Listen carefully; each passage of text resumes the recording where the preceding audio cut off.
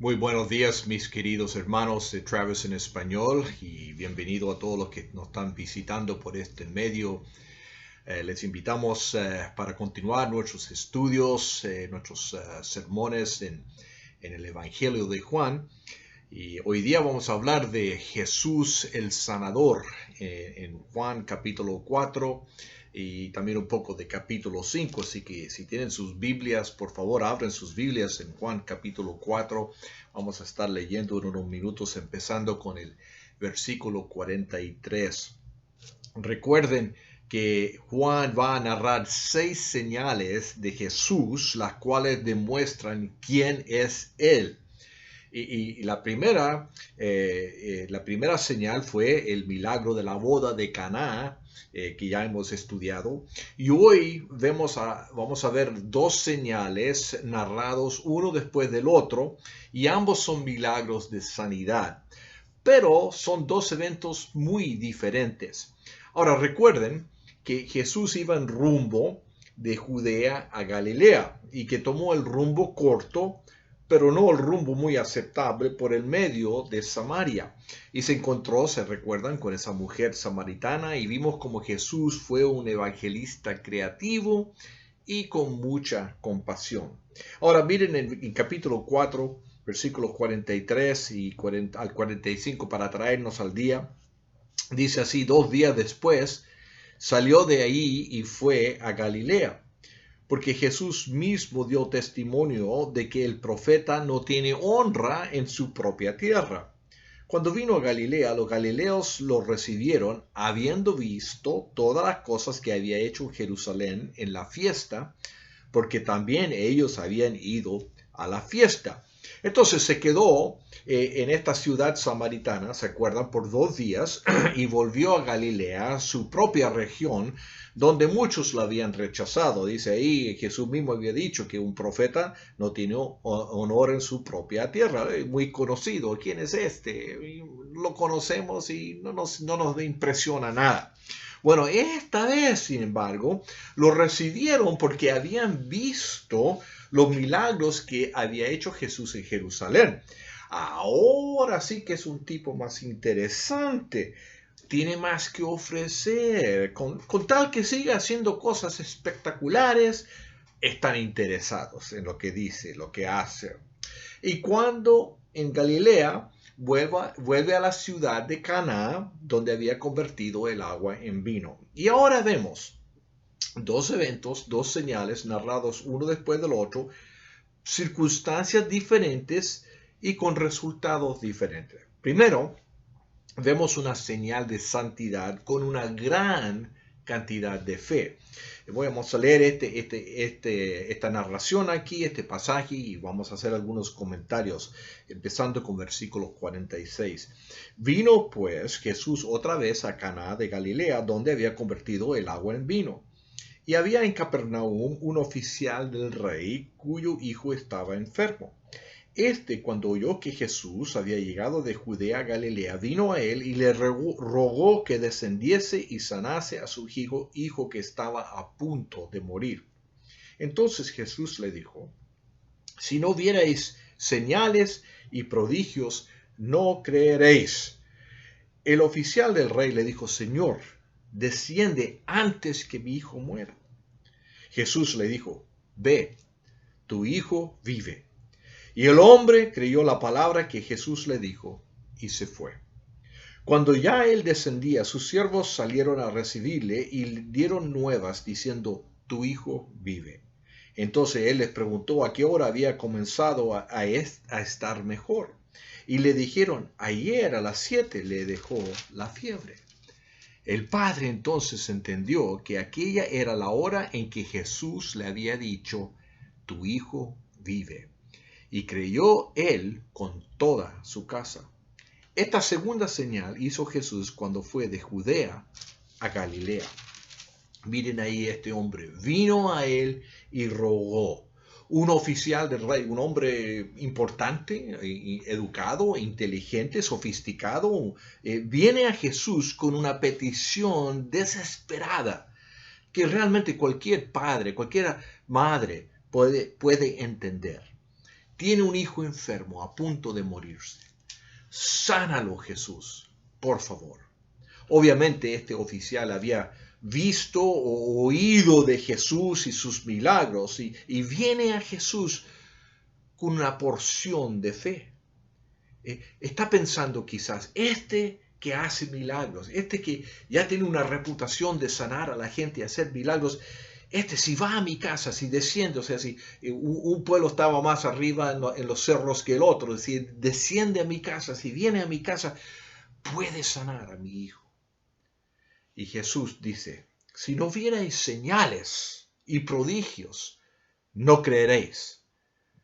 Parecen palabras un poco fuertes y quizás un poquito cruel, pero ¿a quién está hablando Jesús? ¿A quién le está diciendo estas palabras? Bueno, primero se los está diciendo a la gente que está a todos lados ahí mirando, la multitud que están mirando, esos quienes habían visto todas las cosas que había hecho en Jerusalén.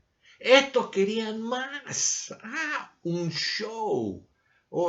Queremos ver los milagros, queremos ver las cosas espectaculares. Ahora viene uno, otro, vamos a ver un show, vamos a ver un milagro, qué interesante, qué bonito. Si ven los milagros y los prodigios, entonces van a creer. Y Jesús los critica. Pero también, número 2, sí, también le está hablando al oficial. Le está diciendo, en un sentido, le está diciendo, tienes fe, pero ¿cuánta fe tienes? El oficial, fíjese que no responde a Jesús, no responde lo que dijo, pero le ruega aún más. Y Jesús obviamente sabe y se da cuenta y sabe de la desesperación de este hombre y de la fe que tiene. Y ahora le demanda un aumento en su fe. Ve, tu hijo vive. Y el hombre creyó la palabra que Jesús le dijo y se fue. Aquí está la pregunta.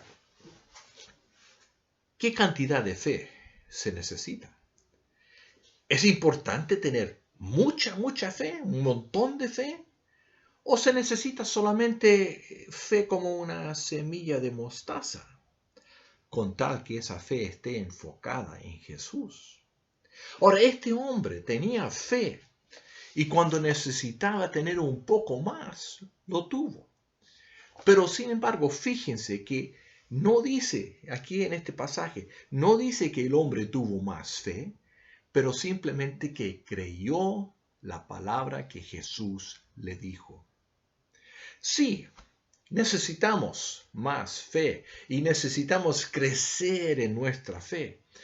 Pero es importante que no confundamos tener un montón de fe como un sentimiento de fe, una emoción de fe, o siento mucha fe. No hay que confundir esa emoción de fe con una fe simple y enfocada en Jesucristo, no importa la cantidad.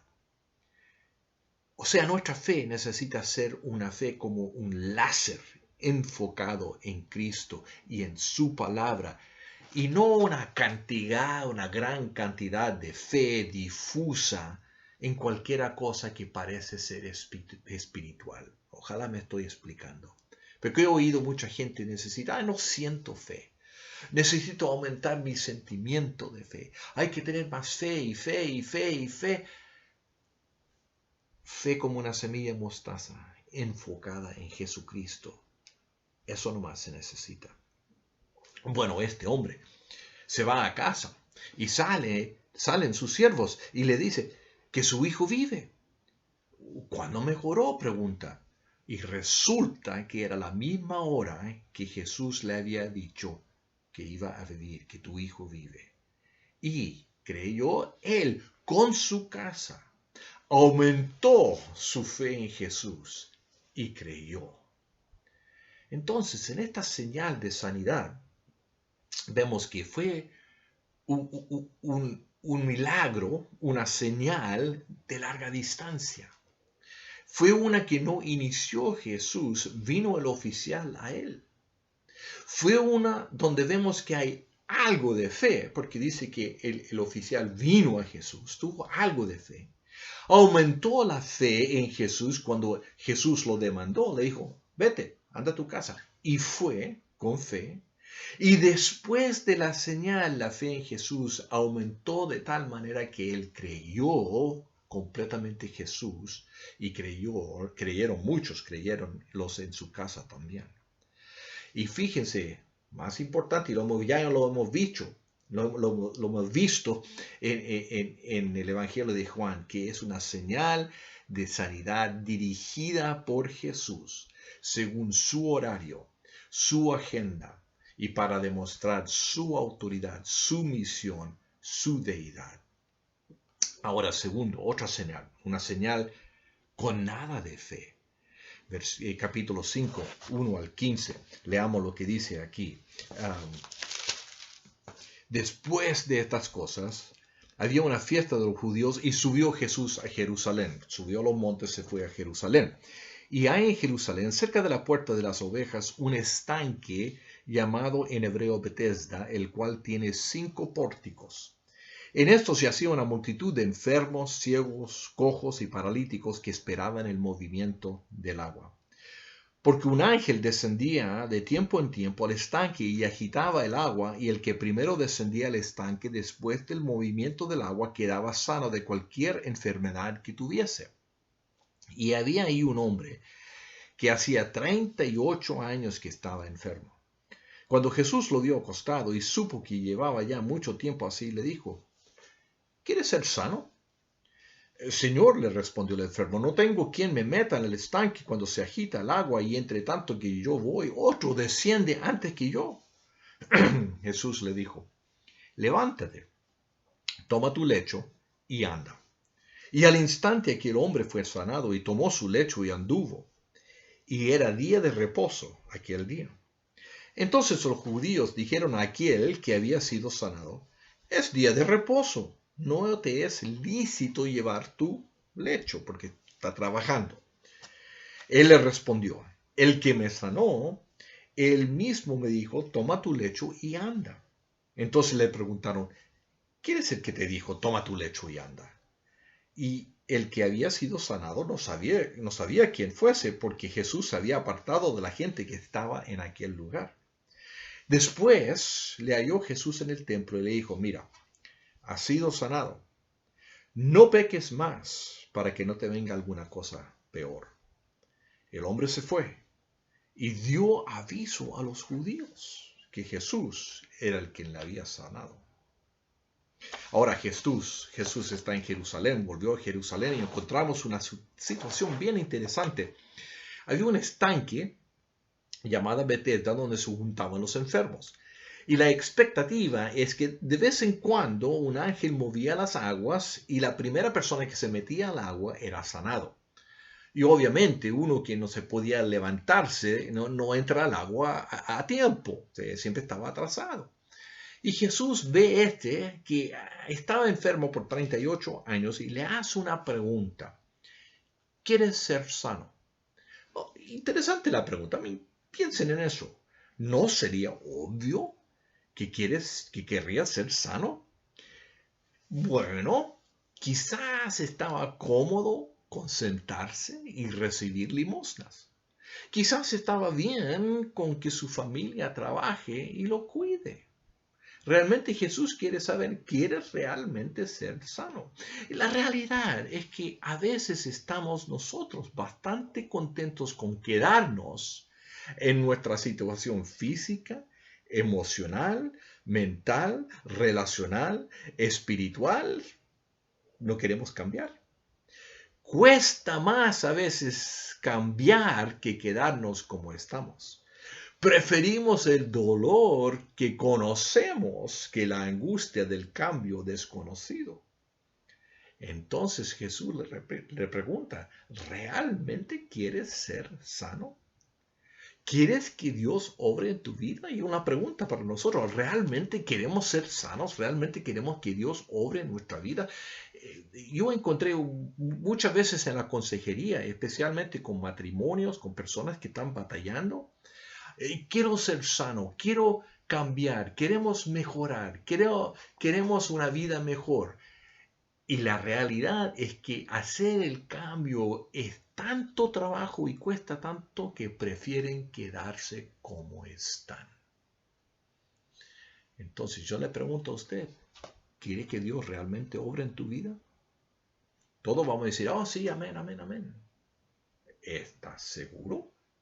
Bueno, fíjense que este hombre no sabe con quién está hablando. No da ninguna indicación que conoce de Jesús o conoce de sus obras. Más bien él responde de su propia realidad, la cual muestra realmente la dependencia que él tiene. Su dependencia está en este momento en otros. O sea, dice, no hay quien me mete al agua. Es dependiente de otros. Fíjense también que en ninguna parte de esta narración vemos la palabra fe. Jesús no lo menciona, el hombre no lo menciona, Juan el narrador no lo menciona. Sin embargo, Jesús, porque la agenda es de él, le dice, levántate, toma tu lecho y anda. Y al instante el hombre fue sanado. Obedeció a Jesús, pero parece que no hubo ningún lugar para la fe. O sea, este hombre no expresó fe antemano. Y cuando se dio cuenta que estaba sanado, no hay mención que tuvo fe, ni que creyó, que ni aumentó su fe. Pero no se ha terminado el encuentro. Esta sanación ocurrió durante el día de reposo, la cual obviamente molestó a los judíos, a los líderes judíos. Ellos estaban más interesados en sus tradiciones religiosas, en que se sanara a alguien. Entonces te interrogaron al hombre, ¿quién es el que te dijo que llevaras tu lecho? Porque estás violando la ley. Pero no sabía quién era Jesús, o sea, no sabía su nombre. Él me dijo, no sé quién es. Bueno, Jesús lo encuentra de nuevo en el templo y le dice algo tremendamente importante. Mira, le dice, has sido sanado.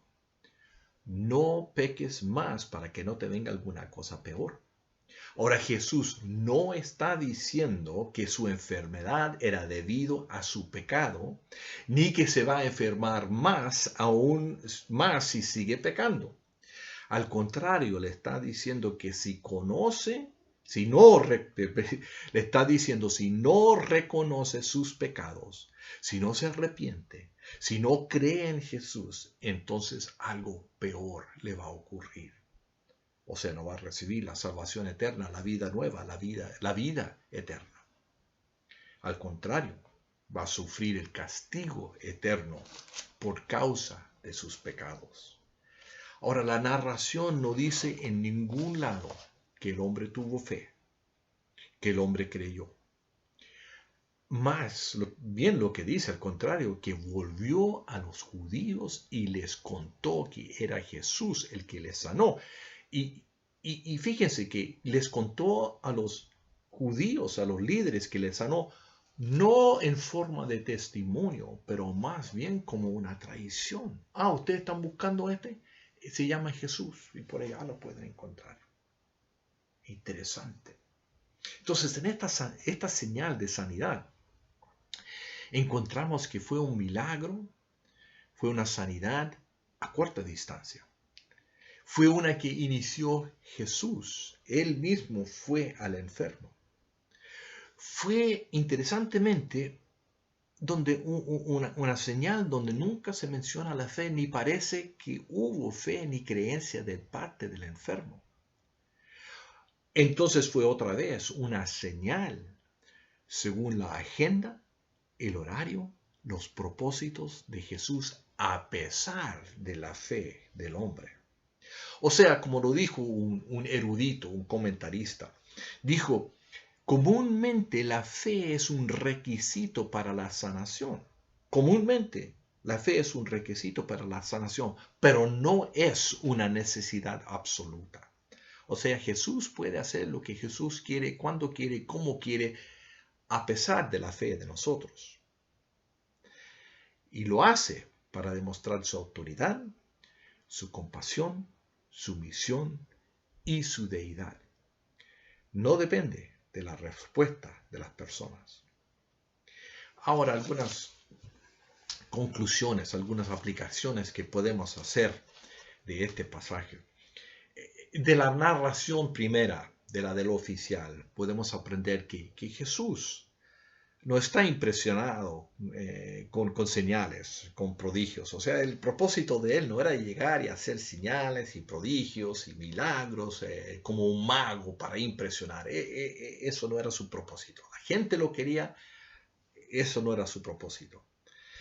Porque esta es en realidad, pedir una señal, en realidad no es una muestra de fe, pero muestra una falta de fe. Piensa eso. A veces las personas dicen, ay, yo quiero una señal de Dios, dame una señal, dame una señal. Le digo dónde ya tiene la señal, aquí está la señal, aquí está la señal. El que pide señal no está demostrando fe en Dios, está demostrando una falta de fe en Dios. Y esta gente aquí, a veces nosotros y personas que conocemos, ellos querían la bendición, pero no al que bendice. Quieren el don, pero no necesariamente el dador. Y necesitamos tener cuidado con eso. Ay, las bendiciones de Dios y las bendiciones de ser cristiano y las bendiciones de esto y mucho de la teología de la prosperidad. Ahí hay error. Los dones de Dios y las bendiciones de Dios y esto de Dios y esto de Dios. Gloria a Dios. Pero ¿queremos a Dios? ¿Queremos a Jesucristo aun cuando no hay dones? ¿Aun en situaciones difíciles? ¿Aun cuando tenemos tribulaciones y pruebas y enfermedades y angustias? ¿Queremos a Jesucristo o queremos nomás los beneficios de Jesucristo? Bueno, también tal como el oficial, como él creyó en la palabra de Jesús, podemos creer la palabra de Jesús. Punto final. Es más fácil decirlo que hacerlo, por supuesto. Pero otra vez, como dije anteriormente, esto simplemente significa que necesitamos tener realmente una poquita de fe, pero una fe enfocado en Él. Y de ahí aumenta nuestra fe. De la narración del hombre del estanque podemos aprender algunas cosas. También aprendemos que la compasión hacia los enfermos y los necesitados es más importante que las tradiciones religiosas. Y también aprendemos, desafortunadamente, que no toda persona quien es bendecida por Dios, en este caso sanado por Dios, lo aprecia. Y a veces también quizás caemos en eso. Nos quejamos de lo que no tenemos en vez de dar gracias por lo que sí tenemos. Señor, dame más de esto, en vez de gracias, Señor, por lo que me has dado. Y somos todos culpables de eso de vez en cuando. Miramos lo que nos falta, no estamos agradecidos por lo que ya tenemos. En ambas narraciones aprendemos que Jesús es el quien decide su horario y su agenda. Él actúa según su misión y los propósitos de Dios. Tenemos que tener mucho cuidado con demandar algo de Dios, como algunos enseñan. Otra vez, perdóname, pero tengo que criticar la teología de la prosperidad. Y algunos que dicen que hay que demandar de Dios, que hay que decirle, Dios, dame esto, que Dios está obligado en un sentido de dar y regalar o de bendecir, porque hay algunas leyes espirituales. No. Él no está obligado a nada o a nadie. Entonces, llegamos otra vez al momento de invitación y de respuesta. La primera invitación, la primera manera que tú puedes responder es poner tu fe, aún una fe chiquitita, semilla de mostaza, en Cristo. Yo he oído a algunos decir cuando estoy testificando, evangelizando, no, es que no tengo mucha fe, no tengo fe. No me importa cuánta fe tienes. Vas a poner esa fe que tienes, esa fe chiquitita, la vas a poner en Jesucristo y Él nomás. Empieza con eso. Y si usted nunca ha puesto su fe chiquitita en Jesucristo como el único que te puede salvar, que te puede dar vida nueva, que te puede perdonar, hazlo ahora. De ahí va a aumentar, va a crecer tu fe. Y quizás la respuesta es simplemente confiar en Él, su provisión, su providencia, sea lo que sea que pasa y sea lo que demanda la vida. ¿Ah? Realmente, ¿quieres que Dios obre en tu vida? ¿Quieres que te sane? Necesitamos confiar en lo que Él quiere para nosotros, cómo quiere obrar en nosotros. Y entonces la invitación es simplemente mirar en el espejo quizás y decir, Señor, realmente quiero que obres en mi vida, que hagas lo necesario en mi vida para que yo sea más como Cristo, para que aumente mi fe, para que crezca mi fe en ti. Cuidado con decir amén, porque si lo pides, Él puede ponerse a trabajar. Y trabaja Dios mejor y nosotros aprendemos mejor en situaciones difíciles. ¿Realmente quieres ser sanado? Esa es la invitación. Esas son las respuestas que puedes dar a Jesús, el sanador. Dejo orar por ustedes y después quiero hablarles un poquito acerca del futuro, de cuándo vamos a volver a reunirnos. Señor, doy gracias que tenemos tu palabra, que podemos ver a Jesús el sanador, que sanó hace 2000 años y todavía sana, y mayormente y primeramente sana en las vidas para perdonar pecado y sanar del pecado, dar vida nueva, dar vida eterna, y damos gracias por eso, Señor. Pero también, Señor, sana emocionalmente, físicamente, espiritualmente. Y Señor, pedimos que obres en nuestra vida. Por fe, que obres en nosotros, que haga lo que sea necesario para transformarnos, para sanarnos de cualquier enfermedad espiritual, relacional, física, que estemos dispuestos a hacer lo que sea para abrir nuestras vidas a ti, para que obres en nosotros, para que nos transformas a ser más como Jesucristo. Si hay uno, Señor, que está escuchando ahora, que no te conoce, Señor Jesucristo, como Señor y Salvador, que ponga su fe en ti, esa fe chiquitita, que lo pongan en ti y te reciban como el que puede perdonar sus pecados. Todo esto lo pedimos en el nombre de Cristo. Amén. Entonces, hermanos míos, obviamente yo creo que ya para ahora han oído del gobernador de Texas y obviamente por muchas partes del país que se están abriendo las cosas otra vez. La realidad es que nadie sabe exactamente lo que va a ocurrir, si esta cosa se va a mejorar, si se va a empeorar, si se va a mejorar primero y empeorar, quién sabe. Algunos están hablando que otra vez va a llegar una ola de enfermedad en septiembre, octubre, no sabemos. Pero en este momento, esto es lo que estamos pensando, los ancianos de la iglesia se han reunido, nos hemos reunido por Zoom, por video, y hemos hecho la pregunta, ¿cómo sería la mejor forma? ¿Cuándo sería mejor para abrir? Entonces miramos al 7 de junio, darles unas semanas para preparar, para ver cómo sigue esta cosa. Están hablando todavía que aquí en Fort Worth quedan todavía 2 semanas para llegar a la cumbre de esta enfermedad. Entonces no queremos apurarnos, pero no queremos esperar demasiado tiempo. Entonces estamos mirando el 7 de junio para ir preparándonos. Y eso puede cambiar, todo puede cambiar. Si la cosa se empeora, entonces a lo mejor va a ser más tarde, a lo mejor puede ser un poco más adelantado, pero me imagino que para esta fecha estamos mirando 7 de junio. Pero no vamos a volver a cómo estaban las cosas, porque vamos a entrar esa fecha con cuidado y con precaución. Primero, no vamos a tener cuidado de niños. Hay muchas mamás, parejas jóvenes que están diciendo, no estoy listo para llevar mis hijos a un lugar donde hay personas que yo no sé las precauciones que han tomado de otras familias. Entonces no vamos a tener cuidado de hijos, de niños. Van a estar ahí en el servicio, o si no quieren venir, si dicen no estoy listo, se quedan en casa. No va a haber grupos de escuela dominical o de escuela bíblica, o sea, vamos a tener nomás el culto de adoración.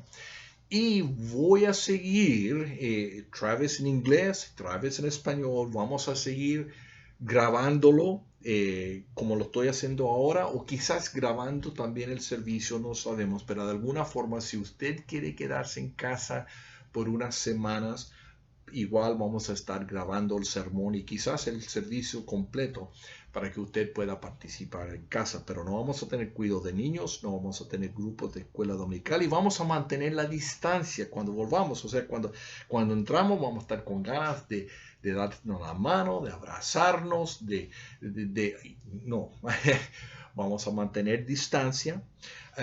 Cubrebocas, máscara, si usted quiere, eso va a ser voluntario. Si usted necesita, piensa que debe venir con uno, venga. Si no, está bien. Si quiere guantes, eso es decisión suya. Pero vamos a mantener la distancia. Ahora, 7 de junio, si llegamos a esa fecha y usted, como mamá, como papá, como cualquier persona o como un anciano, usted dice, yo no estoy preparado, no me siento seguro todavía. Está bien, quédese en casa. No vamos a echarle, no queremos nadie que se siente culpable, no vamos a criticar, no vamos a condenar, no hay nada de eso. Si usted se queda en casa, está bien. Si usted viene, está bien. No vamos a criticarnos unos a los otros. Pero vamos a ir lento, mirando esa fecha del 7 de junio. Todo depende de cómo van las cosas en general. Después del 7 de junio veremos cuándo vamos a poder volver a la escuela dominical, tener eventos sociales, todo ese tipo de cosas. Vamos a tratar de seguir las direcciones generales que vienen de la ciudad, del estado, del condado. Ojalá eso les explique, hermanos. Si tienen preguntas acerca de cuándo nos vamos a reunir, si tienen preguntas acerca de los sermones, de las enseñanzas, favor de ponerse en contacto conmigo. Me pueden mandar un correo al correo electrónico ahí que tengo en Travis. Me pueden llamar por teléfono al 214-215-5598. Estoy aquí para servirles durante este tiempo. Gracias, hermanos. Gracias, visitantes. Nos vemos el miércoles para estudiar otro salmo.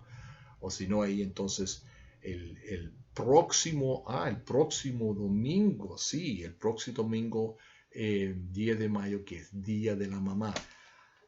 Yo sé que muchos van a decir, necesitamos estar en la iglesia para eso. No lo vamos a estar, pero sí voy a tener un sermón especial para el Día de la Madre en ese día. Nos vemos entonces. Hasta luego. Dios les bendiga.